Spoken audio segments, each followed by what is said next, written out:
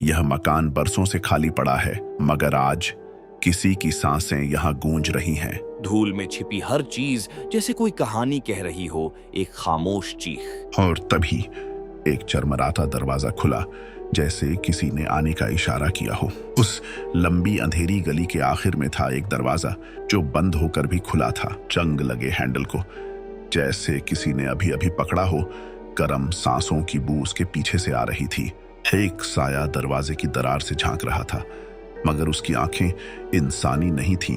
घड़ी ने जैसे ही 3 बजाए, कमरे का हर कोना थम गया। दरवाजा बिना छुए अपने आप खुला। किसी अनदेखी ताकत का इशारा था और पर्दे हवा के बिना ही हिलने लगे, जैसे कोई उनमें से निकलने वाला हो। मैंने धीरे से उस दरवाजे में झांका और वहां बस अंधेरा था। उन आंखों के पीछे कुछ रेंगता हुआ बाहर आया। इंसान नहीं था वो। फिर सूरज निकला, लेकिन उस मकान में उजाला नहीं आया। फर्श पर खून की लकीरें थीं जो सीधे उसी दरवाजे तक जाती थीं, और दरवाजे के नीचे से अब भी खून टपक रहा था, ताजा गर्म। फिर मैंने खुद को समेटा और उस रहस्यमयी दरवाजे को खोलने की हिम्मत की। अंदर से बस धुआं और अंधेरा निकला, जैसे कोई और दुनिया हो वहां। दरवाजा पूरा खुल गया, मगर अंदर कुछ भी नहीं दिख रहा था, सिर्फ सन्नाटा और मौत। और तब वो बाहर आया, एक डरावना आकार जो दीवार से चिपका हुआ चल रहा था।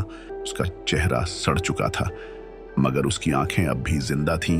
वो मुझे घूरता रहा और उसकी सांसें मेरे चेहरे तक पहुंचने लगी।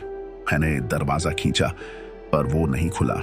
अंदर से काली आकृतियां बाहर आने लगीं, जैसे नरक से दरवाजा खुला हो। चैने खुद ब खुद दरवाजे पर लिपट गईं और मुझे वहीं बंद कर दिया। अब वो मकान हमेशा के लिए जाग गया है और दरवाजा खुला ही रहता है।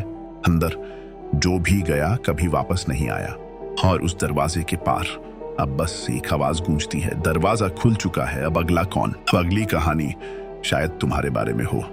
अगर डर लगा हो तो सब्सक्राइब करना मत भूलना।